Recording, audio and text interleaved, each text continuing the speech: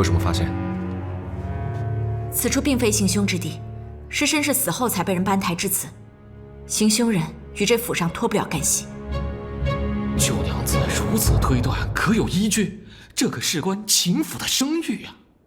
人死后，尸身的受力和低垂处会形成血阴，1个时辰左右，从四肢开始发僵，3个时辰，全身便会僵硬。现下，死者的四肢虽已僵硬，但躯干尚且柔软，可见气绝不足3个时辰，应是于寅正与卯初之间遇害。彼时正值秦府夜巡结束与下人点卯之间的空档，只有对秦府内宅和府中规矩了然于心，才能做到在短短半个时辰内行凶逃匿，不为人知。能对秦府熟悉到如此程度，绝不是外人所为。九娘子，可否告知从哪里能看得出来这尸体被人搬动过呢？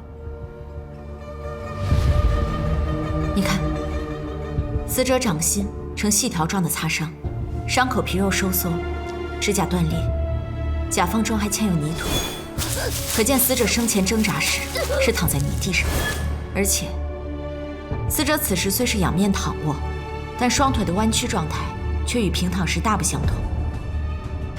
只有在气绝时，双腿呈蜷缩状侧卧才会如此。从尸身的僵硬程度看，死者应在气绝1个时辰，四肢开始僵硬后才被人搬抬至此。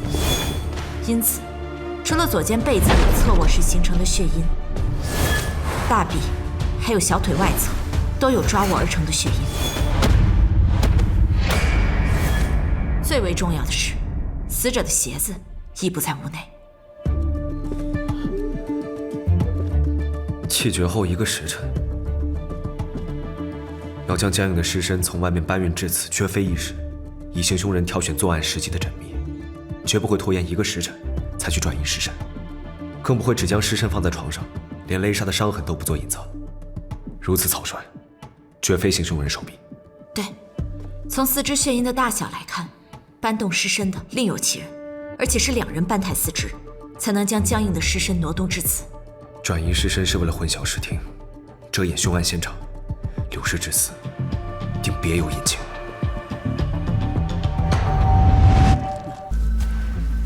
什么味道啊？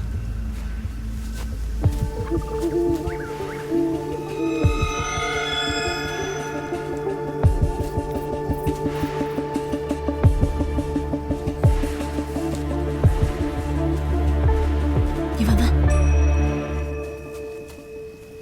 快闻啊！这味道不闻一会儿就散了。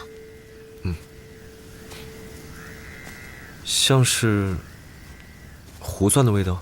是灵火燃烧的味道，灵火又被称作是鬼火。尸骨败坏后，人骨中的磷就会消解到空中，磷可见风自燃，颜色幽绿。因为经常出现在坟地旁，所以被人当作是鬼火，在道观和寻常药铺中均可买到。在深夜中燃烧，足以充当鬼火来护人。白磷可假作鬼火，那巡夜人看见鬼火飞来飞去，就确属人为操控了。启禀殿下，九娘子，在几处树枝上发现绑有细绳，不知是作何用途，请殿下和九娘子前去查验。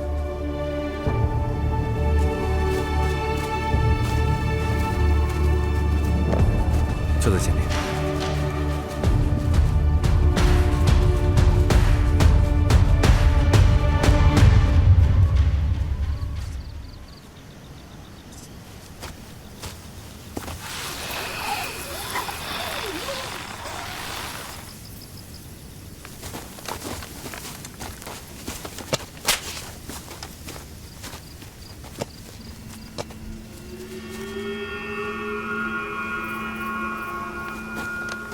果然有胡蒜的味道。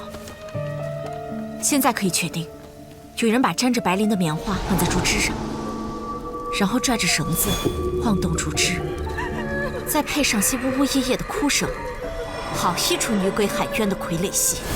若非八姨娘之死，我们便不会追查刘春；若非下人们发现鬼火，我们未必会彻查紫竹林；若非在紫竹林的井中找到刘春的尸首，我们更找不到杨氏的遗骸。这些巧合当中必有关联。还有莲叶。根据行凶手法，我怀疑莲叶才是凶手杀害的第一人，然后才是八姨娘和刘春。莲叶应是在紫竹林里发现了凶手的模样，才被饿死抛尸在湖中。可莲叶为何会半夜来紫竹林？凶手又在紫竹林里做了什么？实在太多事都与紫竹林相关了。或许，这才是凶手真正的意图。这些事绝不可能以一人之力完成。不管主谋是谁，他既殚精竭虑地让我们找到了杨氏的遗骸，那杨氏之死，就绝对没有老夫人说的那么简单。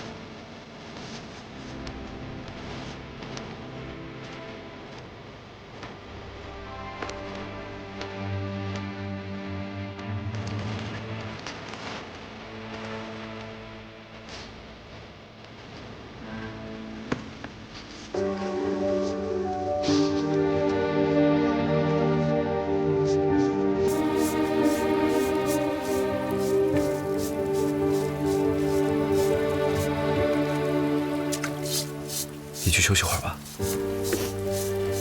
我不累。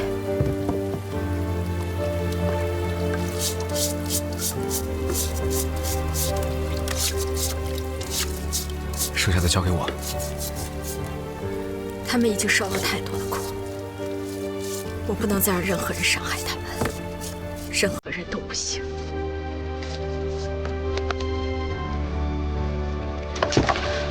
那你也不能再这样折磨自己了。你要是垮了，谁来帮他们重建躯体？谁来帮他们沉冤昭雪？他们需要你。他们本可以不需要我，他们本应活着，他们可以去做他们自己想做的事情。可是为什么？为什么他们会被埋在这暗无天日的井底，变成一堆白骨？这世界怎么会有这般残忍的人，这般肮脏的事？为什么？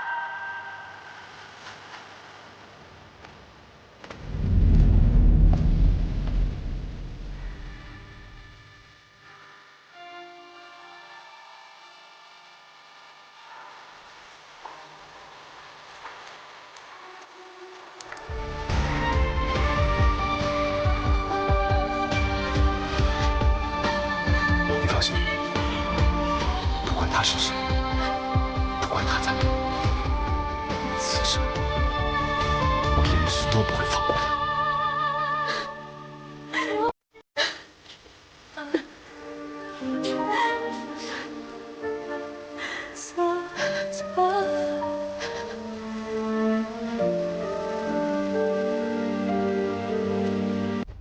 一家典当行，为何会做这种伤天害理的事啊？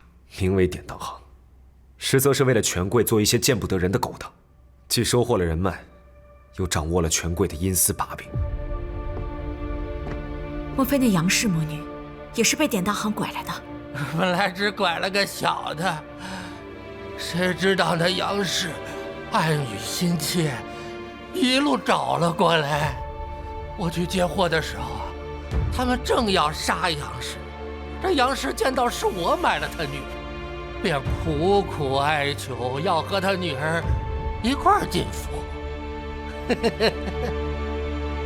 我见她生得貌美，便把他们母女俩一块儿都买了。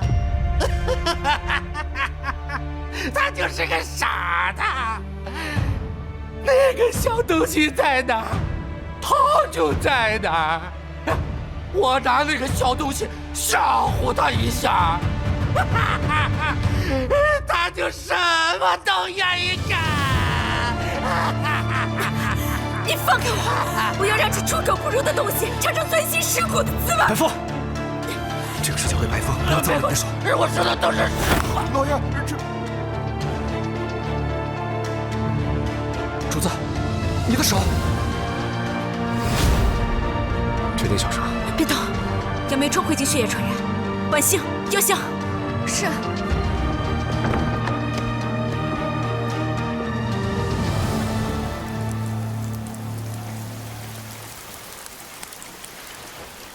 对不起，我今天失态了。秦安至今对自己的行径都毫无悔意，换做任何人都会欲杀之而后快。但这也不是我做错事的理由。你也是人，不要把自己逼得太紧。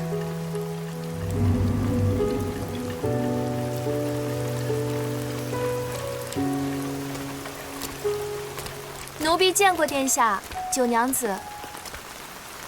九娘子，之前奴婢说要送与娘子一把新伞，今日才在库房找到，花纹一样，颜色与娘子相称的。多谢，娘子喜欢就好。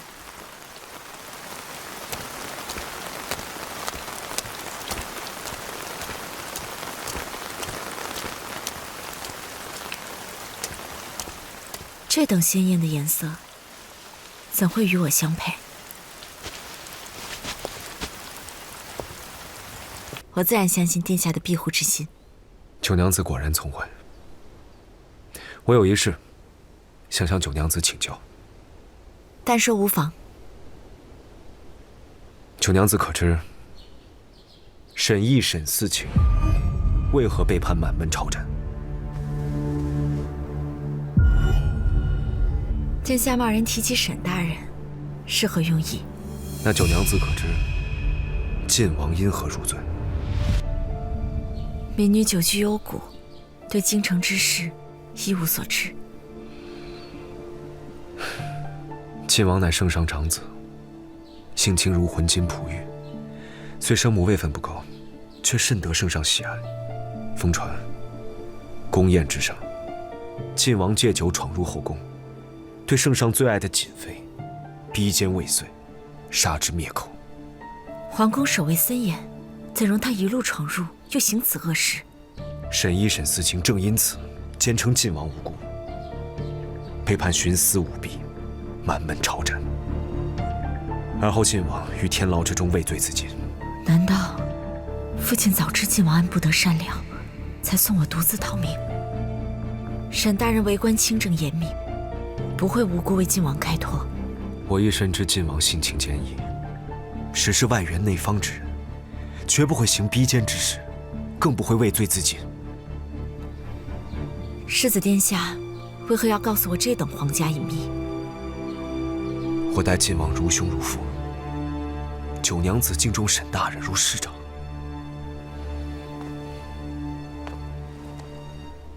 进京之后，请九娘子助我，为晋王兄翻案，为沈毅、沈思清证明。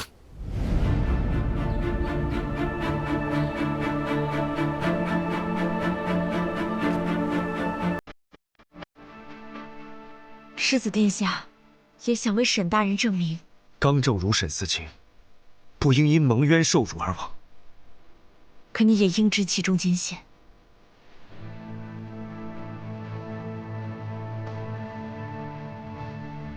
你我二人同心协力，纵有千难万险，又有何惧？好，我答应你。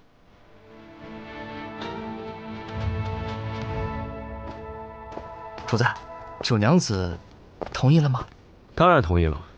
哦，影姬走后，今后你来值夜。行。那之后，白天谁跟着您啊？你啊。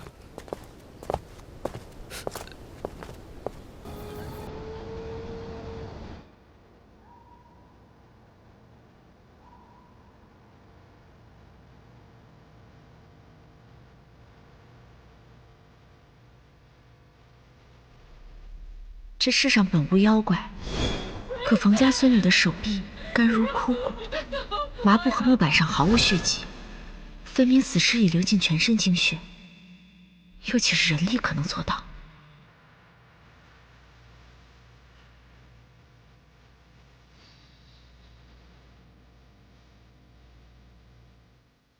道殿下要在荆州耽搁多久？待我抓住那军中败类，我就来追你。放心吧。若有世子相助，我定能让那妖怪现原形。可是，他何时才能赶到啊？